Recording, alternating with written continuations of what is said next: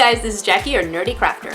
And when I was in Japan, I saw these weird bottles with animal bones. When I did some research, it turns out that it's a process called diaphonization. I hope I'm saying it right. And what it does is that it colors the bones of specimens in order to preserve them. It's also kind of ornamental. And so for this week's tutorial, I wanted to show you guys how to make your very own diaphonized lizard. I really love the way that these turned out. I know there's quite a bit of bubbles, but with projects that have polymer clay and resin, sometimes it's hard to minimize bubbles. I personally like it with all the bubbles because it does look like a chemical reaction, but the choice is up to you.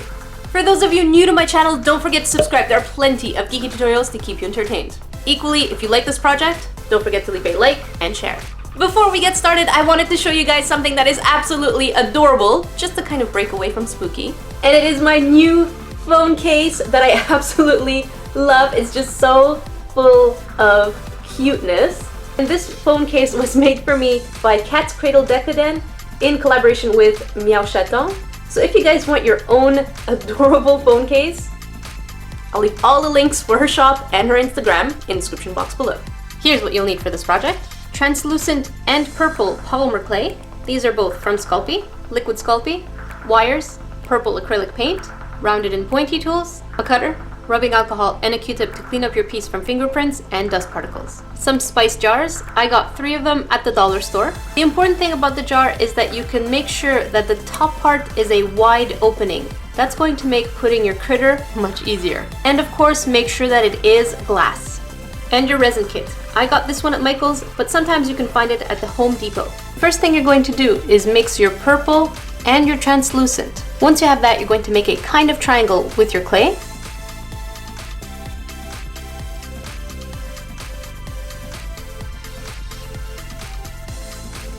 Make 2 holes for the eyes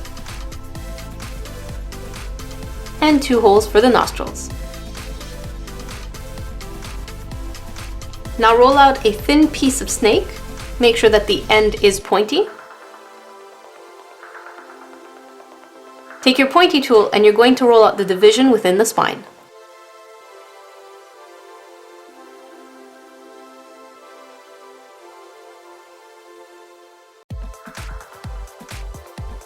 Put 2 small pieces on top. Roll out a small piece of clay. Push the ends inside so that it looks like the tip of bones.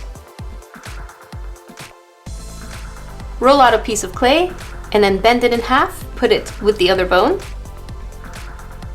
And now put a round part for the hand. For the fingers, you're going to take 5 pieces of wire, liquid Sculpey, and then put them on the hand. Put a small piece of clay for the hip bone. Do the exact same thing for the back legs. Now take your foil paper and lift the lizard up.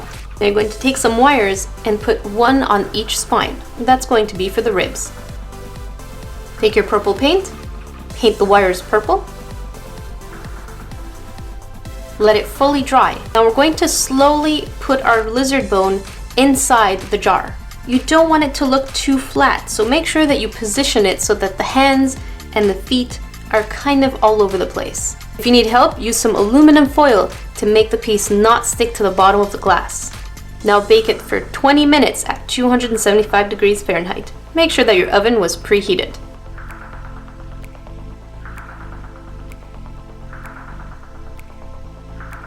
Once your piece is out of the oven, let it completely cool down.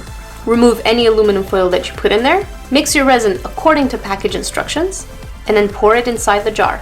Make sure you don't put the resin all the way to the top. You still want it to look like there's liquid in there.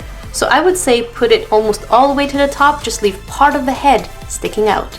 Make sure you let it cure for at least 12 hours before putting the cap on. All done! Don't forget to subscribe if you haven't yet. Now to show off my phone case, just look at all the pieces one by one. These are handmade pieces, these 2 right here. And the piping on this is absolutely phenomenal. You guys know that I love huge dollops on pretty much piping. This is really amazing. I know some of you guys might ask, is it heavy? And yes, it is heavy, but I kind of like it because it makes the phone a lot less likely to drop. So I like heavy things. And she did ask me to do a quick review. I really didn't have anything to say on this, except that there was a tiny crack on my little ice cream here. But seriously, that's the only thing I can think of, because this is so perfect. I am in love with this, and wherever I go, I've been using it for a week, so you can see that it still holds really well, and it's not dirty. It doesn't smell funky like silicone or anything like that, so it's a really good piece, and she makes custom pieces. So do make sure that you check out Catscradledecoden or Meow Chaton. All the links in the description box below. Am I being an emo Pikachu? Before I let you guys go, I wanted to show you some of the things I got in September's Loot Crate. I got this really cute Pikachu hat that comes with little Pokemon pompons, an epic replica of the Supernatural car. I love this show, and of course, Dean and Sam. You guys know that I recently did a collaboration with Hearthstone, and there are 2 things from the game. So there's a squishy and a coupon code for a free card pack. There's also a super cute little Homer Buddha. Comes with a talisman and a pretzel. Theme for this month was summon, so it's pretty cool. I can't wait for next month's theme, which from what I've seen has some Bill and Ted's Excellent Adventure stuff. Definitely my favorite movie of all time. Alright guys, don't forget to add me on Facebook, Twitter, Tumblr, and Instagram. And if you have suggestions for future geeky tutorials, leave them in the comment section below. Until then, I will see you guys next week.